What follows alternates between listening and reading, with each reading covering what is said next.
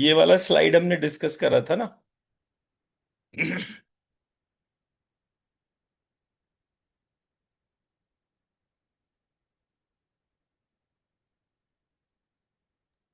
Sir मैं शायद थी नहीं ये जब डिस्कस हुआ। आपने छुट्टी कब करी है बीच में? सर की थी एक दिन के लिए शायद।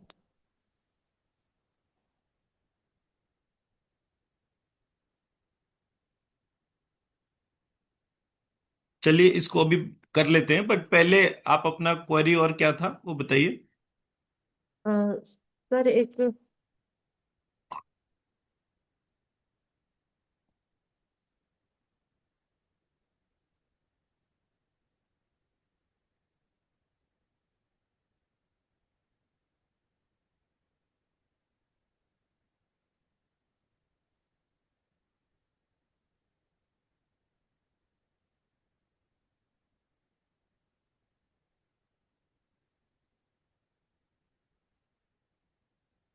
सर मेरा एक क्वेश्चन ये था कि जैसे हमने एलिमेंटल और उसके तौर पे ये क्वेश्चन मेरा रह गया था सर। जैसे शैलपुत्री ब्रह्मचारिणी और कूष्मांडा कात्यायनी वाला ये हमें एलिमेंटल तौर पे बताया। मैं इसमें कंफ्यूज हूँ। और उसके बाद फिर हमें एक जगह बताया कि ये जो अनाहत चक्रा विशुद्धि चक्रा के अकॉर्डिंग जो सब अलग अलग डाइटी हैं, डायरेक्शन के अकॉर्डिंग और चक्रास के अकॉर्डिंग। और फिर उसके बाद फिर हमें ये भी बताया कि हमें शिव और शक्ति को साथ में विराजमान करना है। तो इसमें सर मेरे को कंफ्यूजन है। किस चीज में कंफ्यूजन है? मतलब एलिमेंटल के अकॉर्डिंग सर, जैसे शैलपुत्री है, ब्रह्मचारिणी है, कात्यायनी है, कुष्मांडा है। तो इनके साथ हम जो ये बीज मंत्र हम वास्तु के अकॉर्डिंग जो प्लेस करेंगे, तो यहाँ पे श और क्ष जो हम पुट करते हैं, मतलब फेमिनाइन मैस्कुलाइन के तौर पे। तो उसमें हम जैसे शिव और शक्ति को रखते हैं, तो अनाहत में जिस तरीके से हमें डाइटी बताया है कि मणिपुर में क्या है, स्वादिष्टान में विशुद्धि में सरस्वती जी हैं। तो इसके अकॉर्डिंग हम कैसे इनको, यहाँ पे भी यही यही फंडा यूज होगा क्या, यही यूज करेंगे हम डायरेक्शन के अकॉर्डिंग भी और चक्रास के अकॉर्डिंग भी? चक्रा, डायरेक्शन और जो एस्ट्रोलॉजी है हाँ उसके जी सर। अकॉर्डिंग हाँ जी सर। वो तो सेम ही रहेगा, उसमें क्या चेंज होगा? मतलब यहाँ पे ये इक्वली ही चलेंगे सर? इक्वली चलेंगे। ठीक है, ठीक है, ठीक है sir. Thank you sir.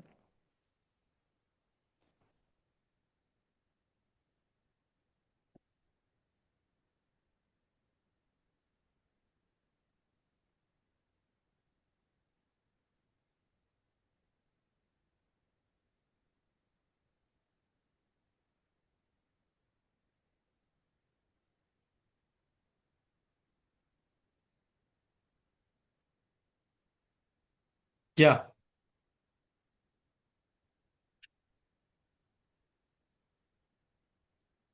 Sir इसमें क्वेश्चन? मुझे यही डाउट था कि एलिमेंटल और उसके अकॉर्डिंग कैसे हम मैनेज करेंगे।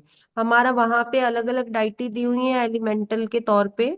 हमारे चक्रास के अकॉर्डिंग हमें विष्णु, लक्ष्मी, ब्रह्मा, सरस्वती, ये सब अलग अलग डाइटीज बताए हुए हैं। जैसे मूलाधार के तौर पे हम गणेश, रिद्धि, सिद्धि, कार्तिकेय जी को मतलब करते हैं प्लेस, उनके मंत्रास को। तो इस तरीके से डायरेक्शंस के अकॉर्डिंग हम कात्यायनी, कूष्मांडा और ऐसे करके हम कैसे प्लेस करेंगे, मेरा यही क्वेश्चन था सर।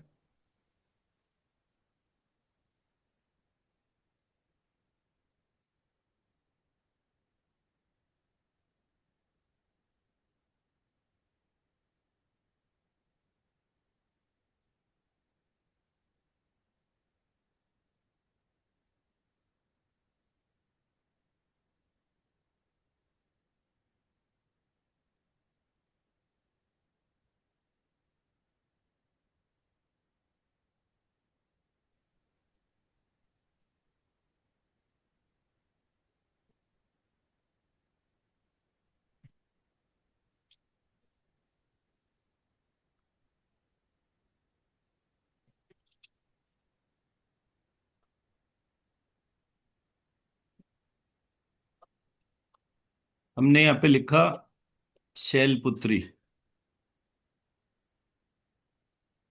अब ये हो गए 9 एलिमेंट्स। हाँ जी। ये अर्थ एलिमेंट हो गया। वाटर एलिमेंट हो गया ब्रह्मचारिणी।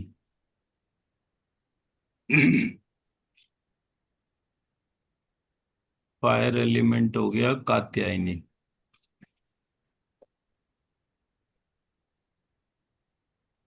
एयर एलिमेंट हो गया कूष्मांडा। स्काई एलिमेंट हो गया चंद्रघंटा।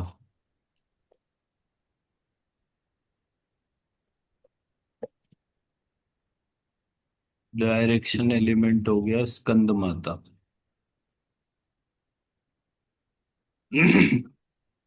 टाइम एलिमेंट हो गया काल रात्रि।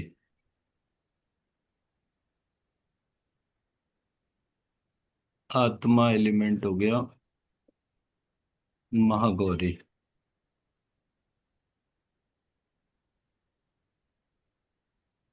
मन एलिमेंट हो गया सिद्धिदात्री।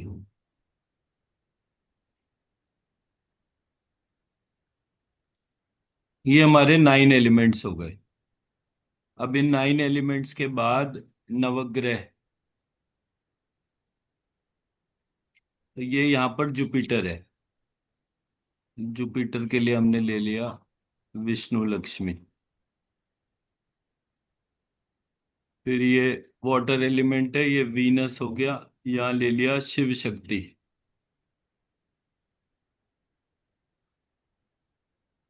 फिर ये फायर एलिमेंट हो गया। फायर एलिमेंट के लिए मार्स। मार्स के लिए हमने यज्ञिनी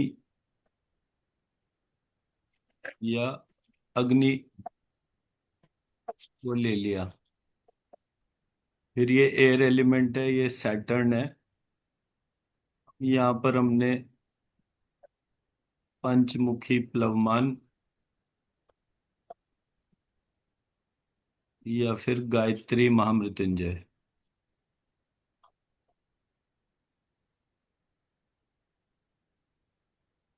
फिर चंद्रघंटा जो है ये बुध हो गया। बुध में हमने गणेश प्लस रिद्धि सिद्धि ले लिया। और कार्तिकेय विद जया विजया।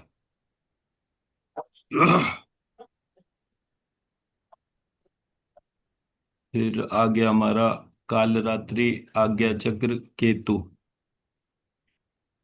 तो केतु में हमने जो है नॉर्थ में क्या लिया था,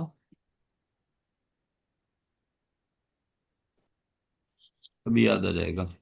फिर कालरात्रि में हमने राहु लिया।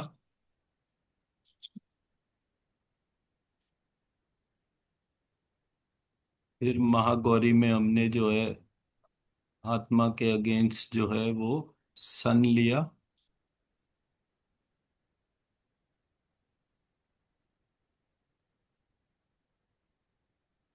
और सिद्धिदात्री मन मून के तौर पे यहाँ पे चंद्रमा का वो लिया मंत्र। भी ये सारे मंत्र बताता हूँ।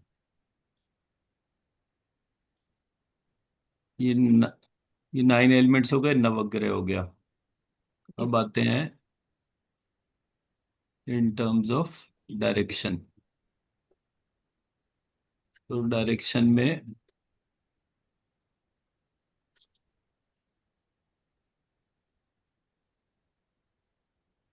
वाटर एलिमेंट में हमने लिया ब्राह्मी।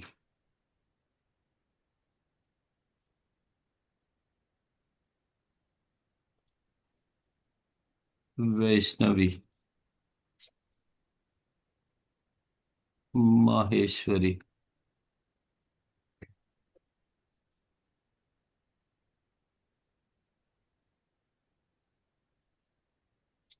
कौमारी।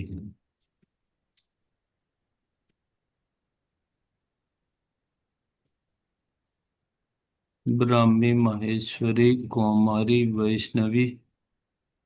ये सूर्य में आ गई यहाँ पे इधर। इंद्री।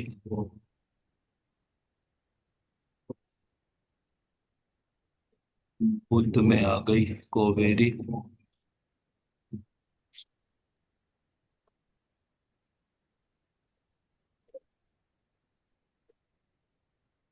एक दो तीन चार पाँच छः, और कौन से बच गए? एक हो गई हमारी राहु केतु में वाराही, नहीं वाराही नहीं है। एक आ गई हमारी वारुणी, एक कावेरी, कावेरी कुबेर कार्तिक हो गया, और काल रात्रि में आएगा शिवदूती। एक दो तीन चार पाँच छः सात आठ, एक कौन सा रह गया नाम?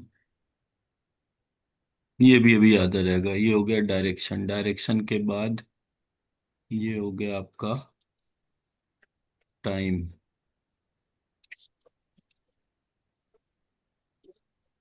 तो पहली है हमारी काली, काली यानी सती। फिर बगलामुखी,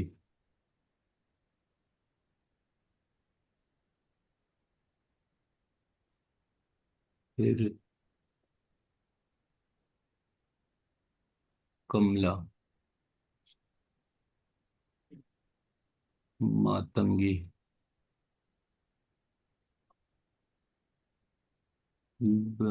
काली तारा षोडशी, षोडशी डायरेक्शन में आ गया षोडशी।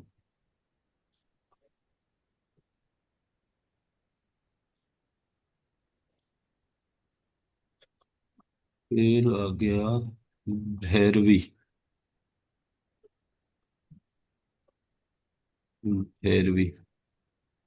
फिर आ गया आपका कौन से यहाँ पे छिन्न मस्ता।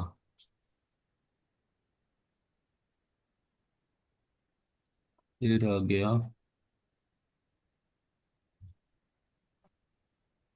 एक दो तीन चार पाँच छः सात, दो बच गए। दो कौन कौन से हैं? काली तारा षोडशी बगलामुखी छिन्न मस्ता मातंगी कमला।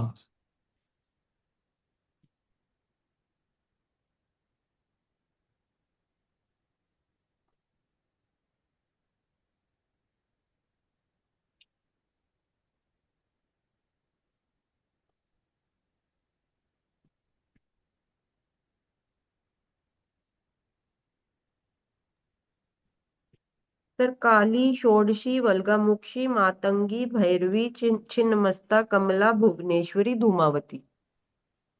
उमावती, जी सर।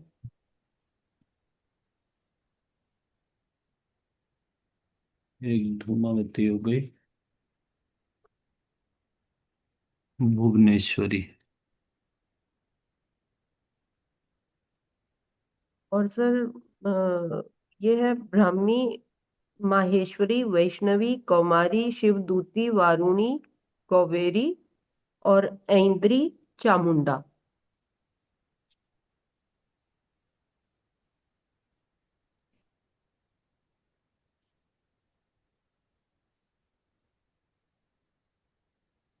चामुंडा। फिर हो गए ये टाइम हो गया काल, काल के हिसाब से ये माँ सरस्वती की 9 डोमेन्स थी।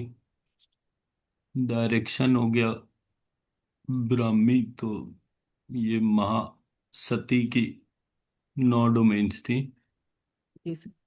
इसी प्रकार महालक्ष्मी, इनकी 9 डोमेन्स हो गई, तो इनकी 9 डोमेन हो गई एक दो तीन चार छः। तो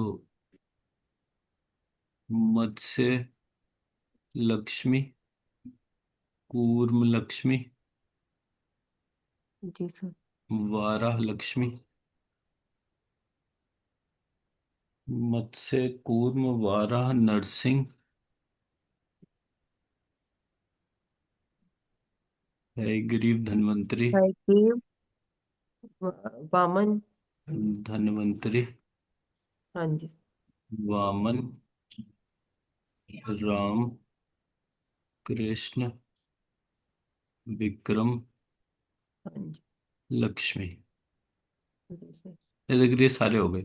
ये सब हाँ। जो हैं, जो एक डोमेन में आएंगी, ये एक है। ठीक है सर।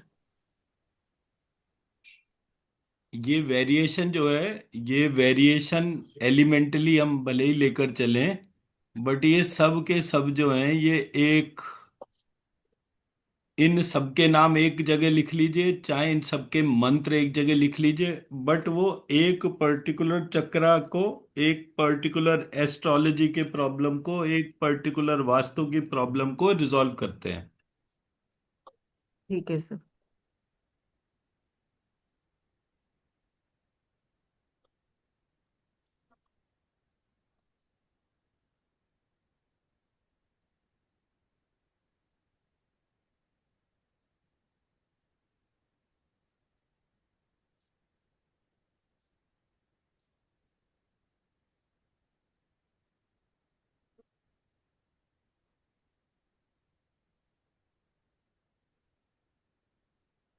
ये मैंने शेयर भी कर दिया ग्रुप में।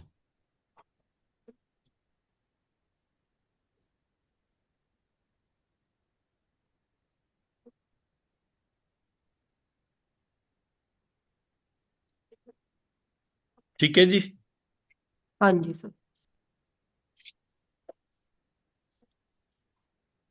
नेक्स्ट क्वेश्चन क्या है? सर नेक्स्ट तो वही हमारा एक टॉपिक रह गया था बस।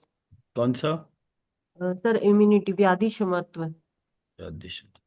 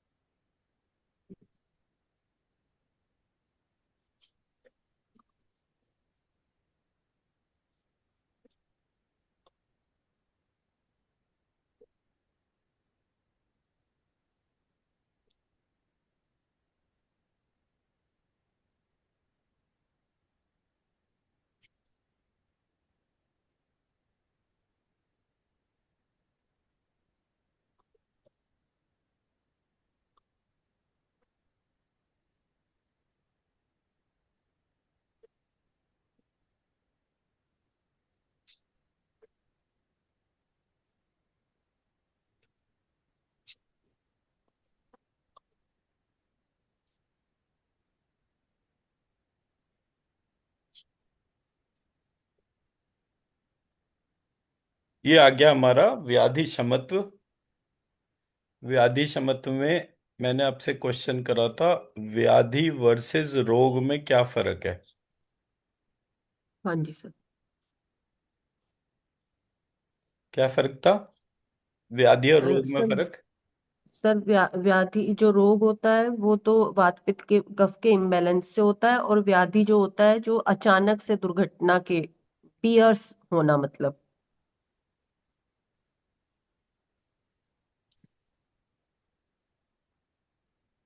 व्याधि हो गया कि किसी भी कारण से, बाहरी कारण दुर्घट से।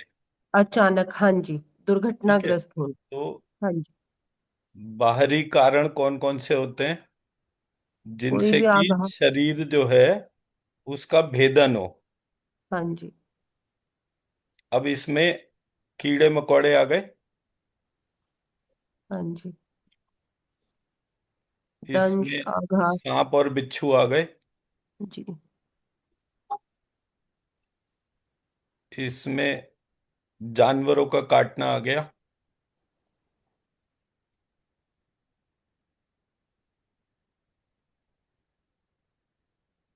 इसमें चिड़िया जैसे चोंच मार के जाती है, हमारे तो ठोंक मारना कहते हैं। हाँ जी। किसी भी तरीके का कार या कोई भी एक्सीडेंट, सो किसी भी तरीके का एक्सीडेंट जिसके कारण शरीर में स्किन ब्रेक हो जाए। ठीक है जी। हाँ जी सर। ये सब जो है व्याधि की डोमेन में आते हैं। अब व्याधि होती क्यों है? हमारे शरीर में 9 धातु हैं। रस, रक्त,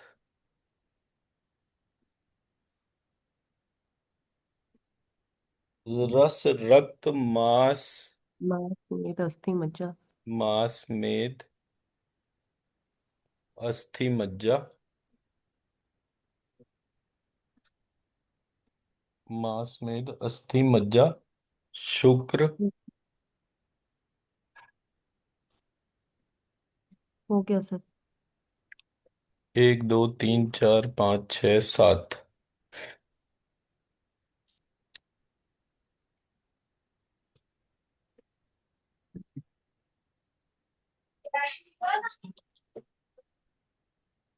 रस का संबंध किससे है?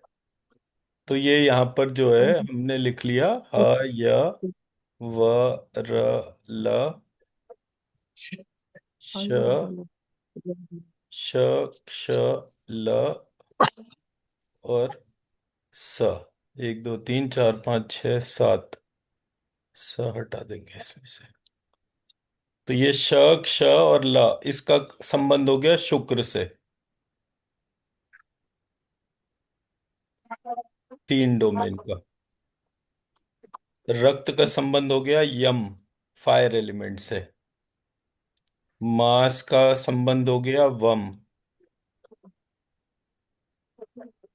वम, यम। रस का संबंध हो गया रम।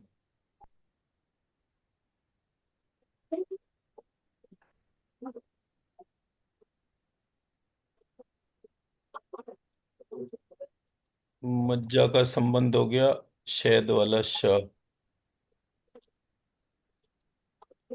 अस्थि का संबंध हो गया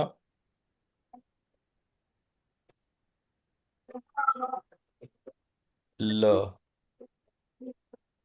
मेद का संबंध हो गया ह। सो ह, य, व, र, ल और श। ठीक है जी। जी सर। और सेवेंथ डोमेन हो गया श, क्ष और अठावले वाला ला, इसका जी कॉम्बिनेशन। सर। हाँ जी। तो जब कोई भी धातु किसी भी रीजन से शरीर में कम हो जाए, जब कोई भी धातु शरीर में कम हो जाए, अब मेरे शरीर में रस कम बन रहा है। ठीक है जी। तो मेरे हाँ जी। शरीर का वाटर एलिमेंट इंपैक्ट हो गया। हाँ जी। तो मैंने श्रीम, रम श्रीम करना शुरू करा और मेरी धातु बढ़नी शुरू हो गई। ठीक है। तो मैंने क्या करा? श्रीम, हम, यम, वम, रम, लम, शम और श्लम जी सर। और फाइनली श्री। तो जब मैं इस तरह से इन सब को लिखता हूं और लगातार इनकी चैंटिंग शुरू करता हूं तो क्या होगा?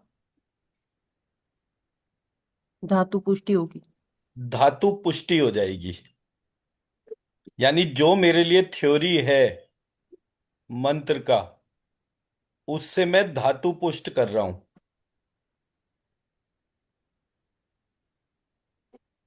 मुझे बस इतना पता होना चाहिए कि कौन सी धातु कम है और किस धातु के तौर पे उसको इम्प्रोवाइज करना है।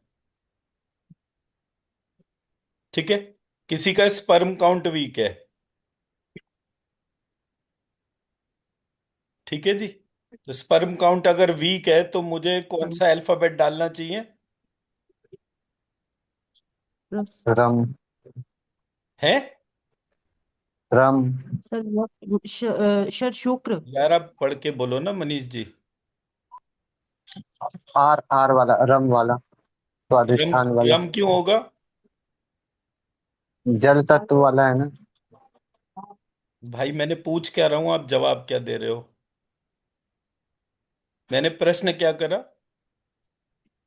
स्पर्म काउंट कम है। हाँ, तो स्पर्म काउंट कम जो है वो रम से कैसे कनेक्ट हो गया?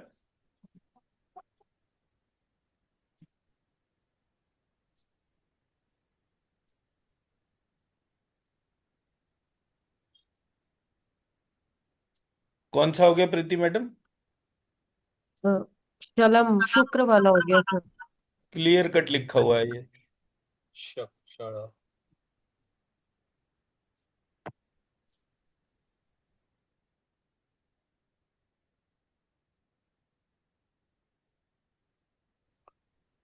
अब जो स्पर्म काउंट है उसमें ये वाला डोमेन हो गया। अब अगर यही चीज किसी फीमेल का एग वीक है तो क्षत्रिय वाले क्ष की वजह से भी यही कॉम्बिनेशन काम करेगा, क्योंकि दोनों के दोनों फंडामेंटली स्वादिष्ठान चक्र का पार्ट है। जी सर। मैं मेरी बात समझा पाया? हाँ जी। हमारे यहाँ एक ऐसी प्रक्रिया है जिसके बारे में कोई नहीं बात कर रहा।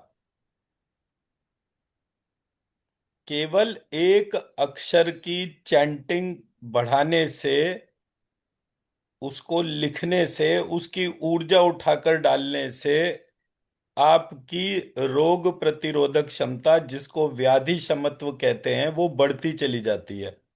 और जैसे जैसे व्याधि क्षमत्व बढ़ता जाता है वैसे वैसे शरीर में व्याधि व्याप्त नहीं होती।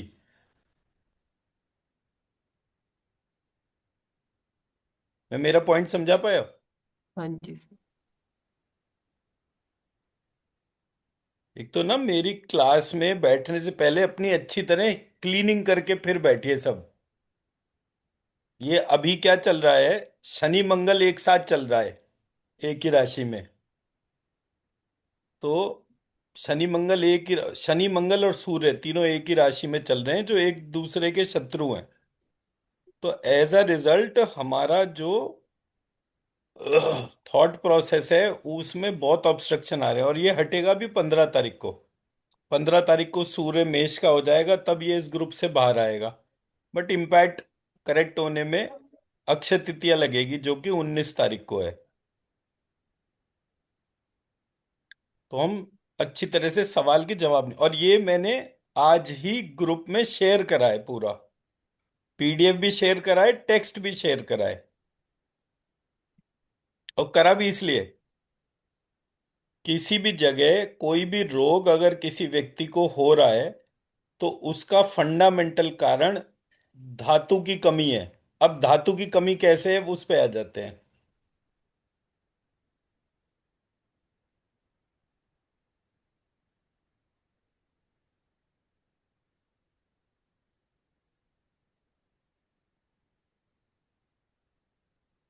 हम भोजन करते हैं, भोजन करने से उसको, मतलब भोजन को चबाते हैं अच्छी तरह से।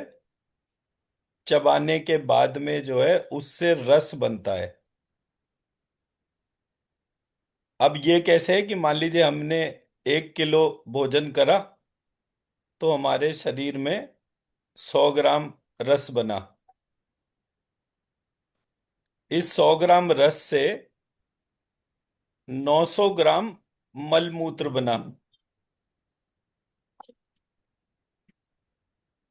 ठीक है, 1 किलो भोजन करा, 1 किलो भोजन से 100 ग्राम रस बना, 100 ग्राम रस के अलावा 900 ग्राम मल मूत्र बना। पहला पार्ट। दूसरा पार्ट,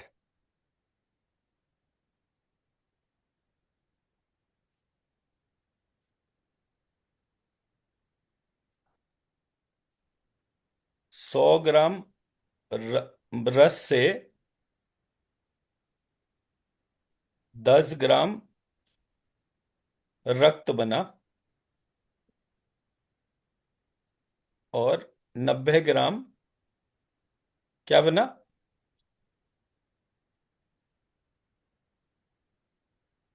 उर्वरक धातु। मास बना। मूत्र। है जी। मास आएगा ना फिर उसके बाद, रस रक्त मास मेद। उर्वरक धातु। लेड।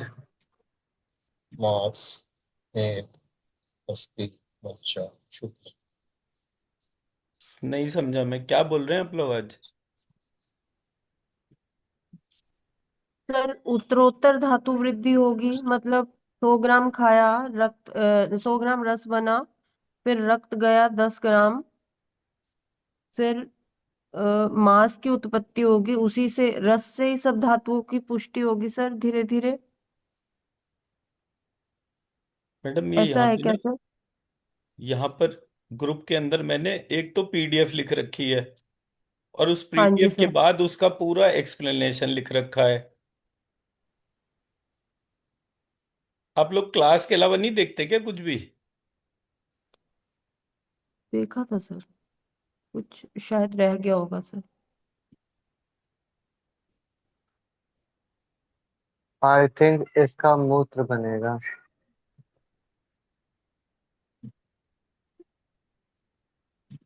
भाई साहब पढ़ ही लो थोड़ा बहुत।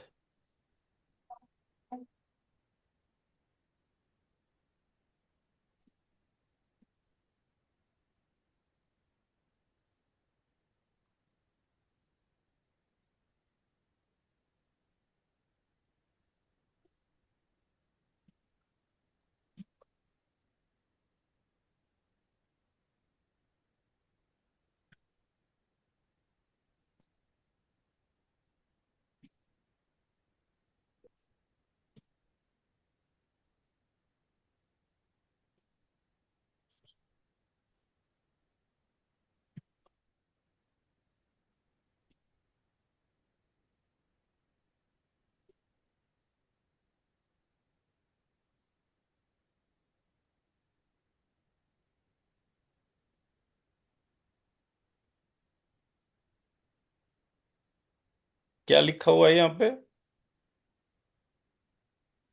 सर रस रक्त मांस मेद अस्थि मज्जा, ये तो धातुओं का निर्माण होता है क्रमशः।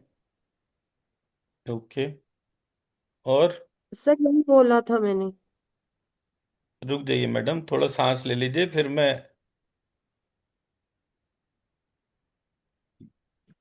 अन्न के पचने से रस बनता है, असार भाग जो रह जाता है वही विष्ठा और मूत्र है, मल मूत्र। जी सर। रस पित्ताग्नि से पकता है, पकने से स्थूल भाग रस, सूक्ष्म भाग रक्त, और मैल में कफ, ये तीन तैयार होते हैं।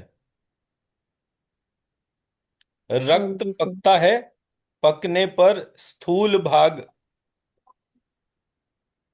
पकने पर स्थूल भाग रक्त, सूक्ष्म भाग मांस, और मल में पित्त, ये तीन तैयार होते हैं। हम्म। लिखते जाइए ये, लिया सर। अगर पढ़ ही नहीं रहे तो। मांस पकता है, पकने पर स्थूल भाग मांस, सूक्ष्म भाग मेद, और मैल में नाक कान का मैल, ये तीन तैयार होते हैं। अस्थि पकती है, पकने पर स्थूल भाग अस्थि, सूक्ष्म भाग मज्जा, और मैल में केश रोम प्रभृति, ये तीन तैयार होते हैं। मज्जा पकती है, पकने पर स्थूल भाग मज्जा, सूक्ष्म भाग वीर्य, और मैल में नेत्रों का मैल और मुख की चिकनाई, ये तीन तैयार होते हैं। शुक्र पकता है, किंतु जिस तरह 1000 बार गलाने पर भी सोना मैल नहीं छोड़ता, उसी तरह वीर्य भी मल नहीं छोड़ता। स्थूल भाग शुक्र, सूक्ष्म भाग ओज है। इस तरह से एक दूसरे से ये सातों धातुएं तैयार होती हैं, और इनके मैल छटते जाते हैं। सात धातुओं के मैल रस, जीव और नेत्रों का जल प्रवृत्ति, रक्त रंजक पित्त, मांस कान का मैल, मेद जीभ दांत बगल और लिंग का मैल, अस्थि नाखून बाल रोम प्रभृति, मज्जा आंखों की कीचड़ मुख की चिकनाई, शुक्र मुहासे दाढ़ी मूछ। उधर कफ को रस धातु का मैल क्या कहा गया है? यहां जीभ और आंखों का जल लिख दिया, इससे भ्रम होता है। जीभ का मैल कफ से संबंध रखता है, इससे रस धातु का मैल कफ ही समझिए। मेद का मल उदर पसीना लिखा है, किंतु यहाँ जीभ दांत और बगल तथा लिंगेंद्रिय के मल को भी मेद धातु का मैल लिखा है। इसका कारण यह है, शारंगधर आचार्य पसीने को उप धातुओं में मानते हैं, किंतु अन्य आचार्य ऐसा नहीं करते। कोई कोई विद्वान शुक्र धातु का मैल ही नहीं मानते। मुहासे और मुख की चिकनाई को तथा नेत्र मल को मज्जा धातु का मैल कहते हैं। इन्हीं दो तीन बातों में मतभेद है, सो नोटों में हमने खोल दिया है। रस का उपधातु दूध, रक्त का उपधातु रज या मासिक रक्त, मांस का उपधातु वसा, मेद का उपधातु पसीना, अस्थि का उपधातु दांत, मज्जा का उपधातु बाल, शुक्र का उपधातु ओज। मैं मेरा पॉइंट समझा पाया? हाँ जी सर। अब मैं ढूंढ ढूंढ के पूरा उससे टेक्स्ट निकाल के रखूं भी और आप पढ़ो नहीं तो बताओ, ये तो ज्यादा हो जाएगा। फिर आरती मुझे क्लास के बाद डांटती है कि हाँ भाई, तुमने जो है जोर से क्यों बोल दिया, ये क्यों कर दिया, वो क्यों कर दिया।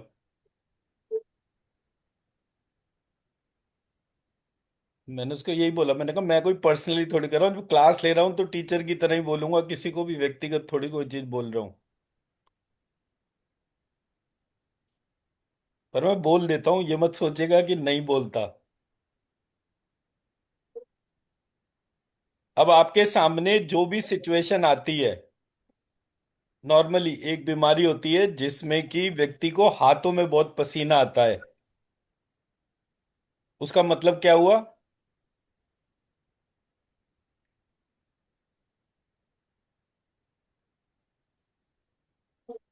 Level 1, level 2, level 3, level 4, level 5, level 6, level 7।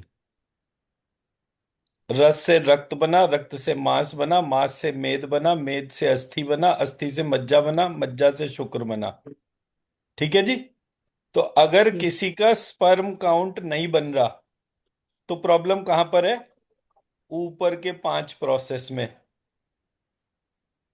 अब ये 5 जो है, जब मैं इसको लिख रहा हूं तो कैसे लिख रहा हूं?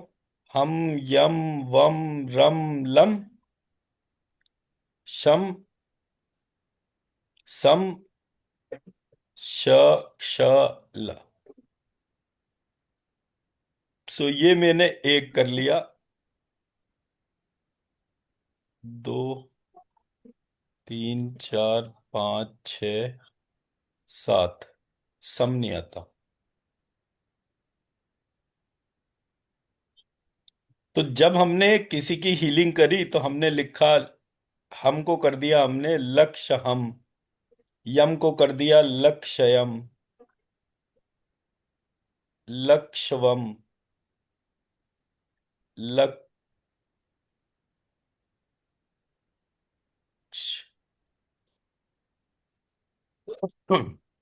ह, य, व, र, ल,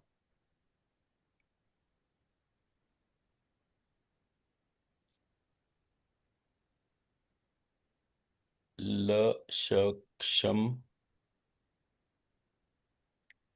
और क्या हो गया? ल, श, क्ष, अठावले वाला ल,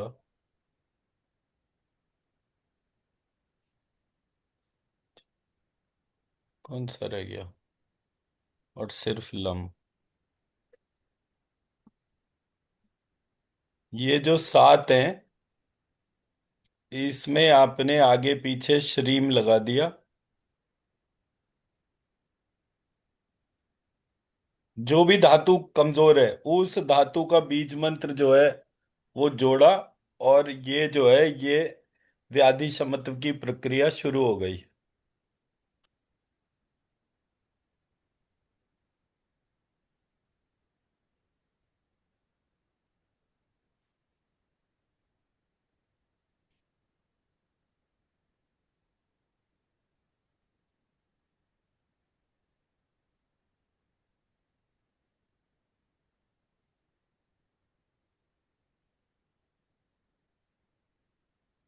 कितनी सारी महिलाओं को जो है वो प्रॉब्लम होती है कि उनका जो है वो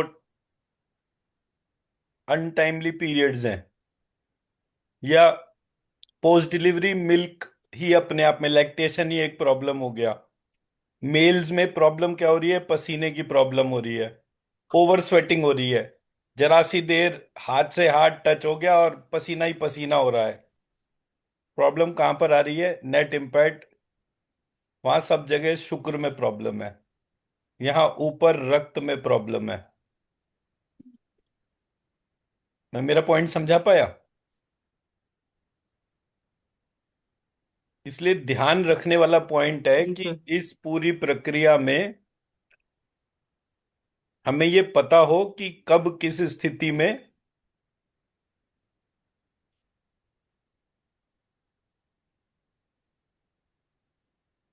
ये धातु और उसके मेल, इसका हमें बिल्कुल क्लियरली पता हो। कान का मेल, मैंने जितने भी कैंसर पेशेंट्स देखे, बाय डिफॉल्ट उनमें कान का मेल ज्यादा था। तो मैं सबसे पहले ये बोलता था कि आप सबसे पहले अपना जो है इसको क्लीन कराओ।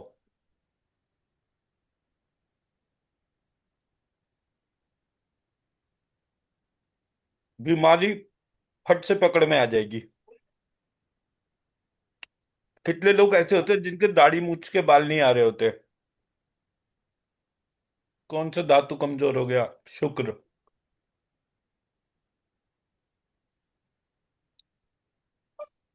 इंपॉर्टेंट क्वेश्चन ये नहीं है कि ये स्ट्रक्चर, इंपॉर्टेंट क्वेश्चन ये है कि जब हम ये बोलते हैं कि ये पॉजिटिविटी है और ये नेगेटिविटी ये निकल कहां से रही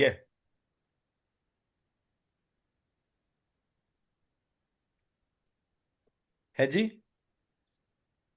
ये रस तो अच्छा है ना, कहां से निकला? भोजन से। जी सर। रस तो अच्छी चीज है ना, भोजन से निकली। इसको मैंने कह दिया तुरंत पॉजिटिविटी। इससे बन गया रस, और फिर बन गया जीभ और नेत्रों का जल प्रवृत्ति। जल प्रवृत्ति मतलब आंखों में, आंखों से जो पानी निकलता है उसके लिए हमने कह दिया ये तो नेगेटिव है। मांस तो बढ़िया चीज है, लेकिन वो मांस जो है उससे निकलने वाला कान का मैल ये बड़ी गंदी चीज है। तो ये जो कॉन्सेप्ट है जो पॉजिटिविटी और नेगेटिविटी दे रहा है, ये क्यों दे रहा है? क्योंकि उनके दिमाग में एक लाइफ साइकिल है ही नहीं। आप अगर भोजन कर रहे हैं तो वेद कैसे बात करता है? स्काई, स्काई से लिसनिंग, लिसनिंग से स्पीकिंग। स्ट्रक्चर कैसे हो गया? लिसनिंग कहां से करी गई? कान से। स्पीकिंग कहां से करी गई? मुंह से। दस, ये जो चैनल है ये कान से मुंह के स्ट्रक्चर को लेकर चलता है। ये एक एंड है, ये दूसरा एंड है। वही चीज जब मैं अर्थ एलिमेंट पे कनेक्ट करता हूं, अर्थ एलिमेंट स्मेल से कनेक्ट होता है। स्मेल जो है वो खाने पीने से कनेक्ट होती है। डाइजेशन ले लेते हैं यहाँ पे। डाइजेशन जो है जो कुछ भी खाया उसका इवैक्यूएशन, इवैक्यूएशन के लिए मल द्वार हो गया। हमने फट से बोला ये तो बहुत डर्टी चीज है, इसके बारे में बात नहीं करनी चाहिए। तो ये जो पॉजिटिविटी और नेगेटिविटी जो है, जहां पर भी ये डीप रूटेड हो गई, जहां पर भी ये डीप रूटेड हो गई, वहीं पर ही ये इमीडिएट डैमेज करती है।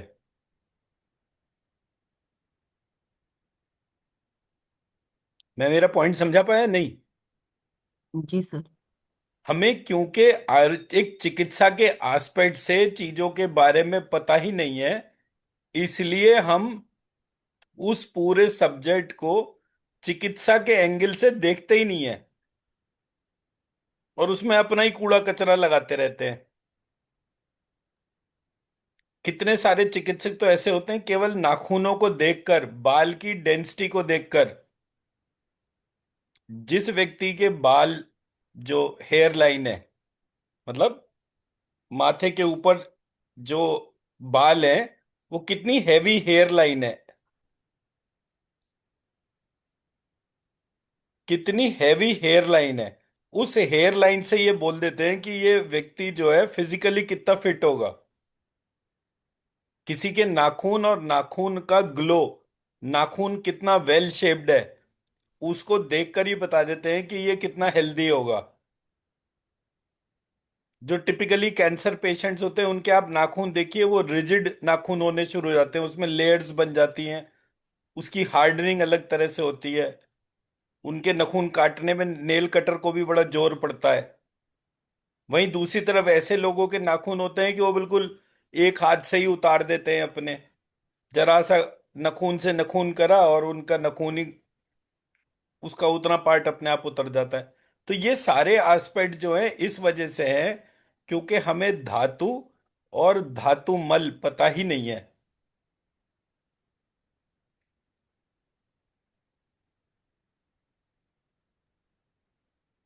इसलिए मैंने आज ये शेयर करा था सुबह ही कि हाँ भाई, ये एक इम्पोर्टेंट डिस्कशन है।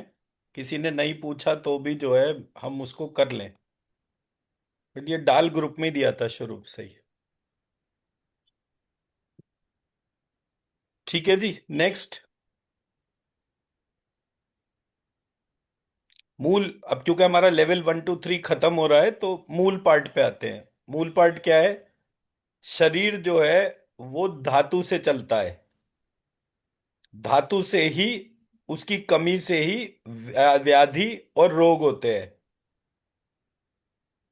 अगर मुझे अपनी व्याधि और अपने रोग को रिवर्स करना है, तो मेरे को बीज मंत्र के अंदर जो छिपे हुए अक्षर हैं, उनका बार बार लिखना, ध्यान करना जो है, वो मेरे धातु और उन धातुओं के पीछे छिपी हुई शक्तियों को जागृत करते हैं।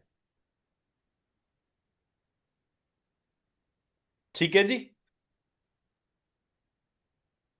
कोई और डाउट, कोई क्वेश्चन? No sir. और किसी का कोई क्वेश्चन?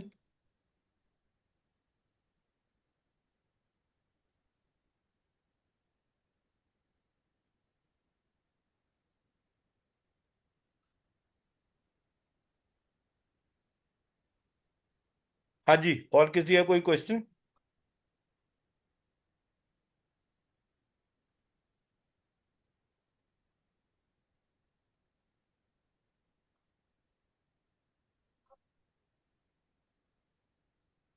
फाइनल हो गया? क्लोज जी सर। करें? चलिए, मैं डॉक्टर आरती को क्लास हैंड ओवर करता हूँ।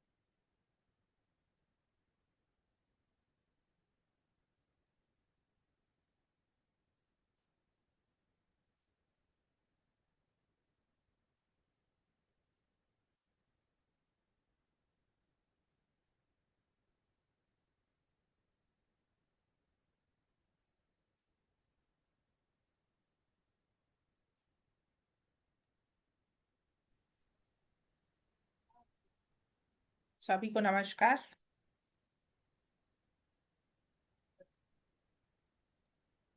नमस्कार मैम। नमस्कार जी।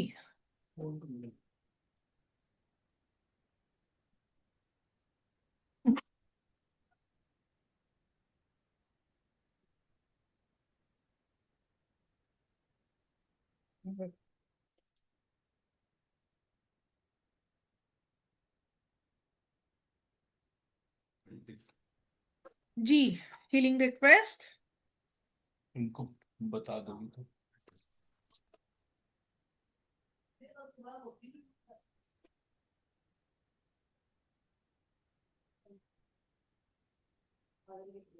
तो फोन का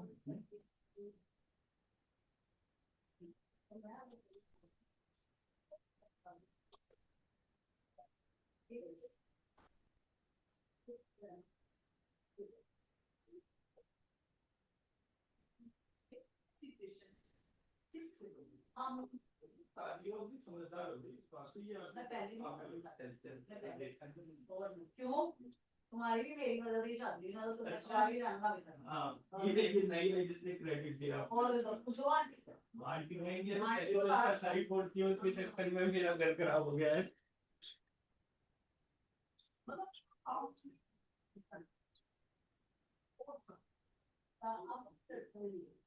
नहीं अब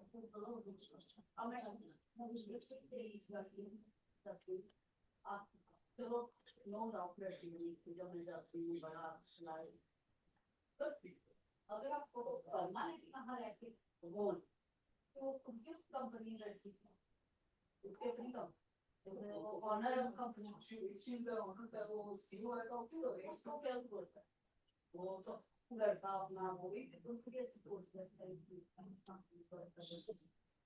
वो आपके कब आए तो वो लड़का हुआ वो बस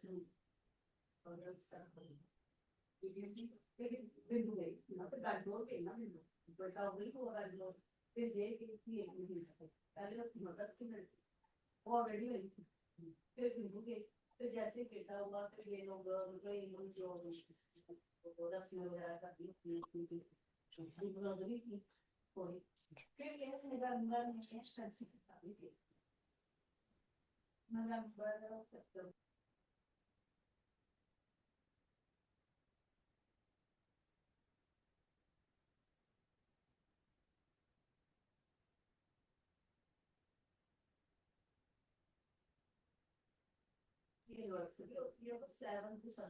जी डन।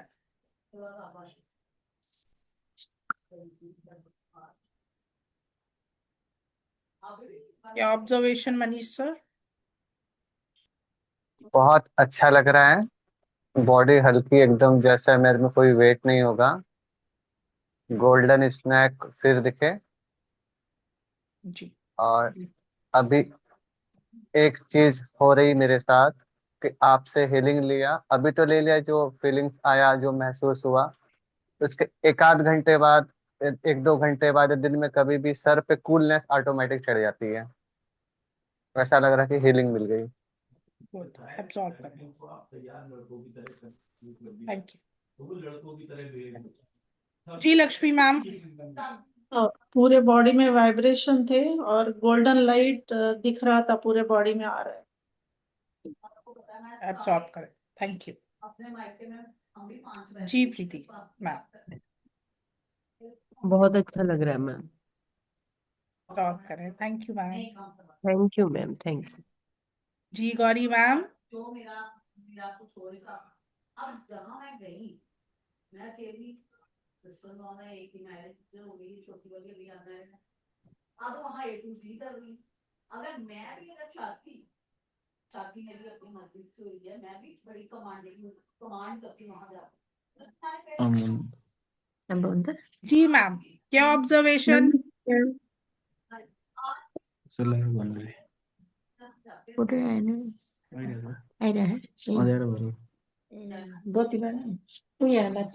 जी मैम, क्या ऑब्जर्वेशन?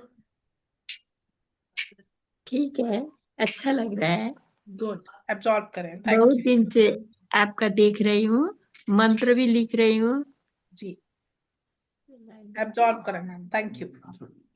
जी संदीपा मैम, ये तो बहुत एनर्जी फील हो रही है, अच्छा लग रहा है। बहुत थैंक बढ़िया, यू मैम। एब्जॉर्ब करें, थैंक यू। जी सुनील सर, अच्छा लग रहा है। लिख रही हूँ, आपका दृष्टि एब्जॉर्ब दिखती है व्हाट्सएप में। जी जी अर्चना मैम,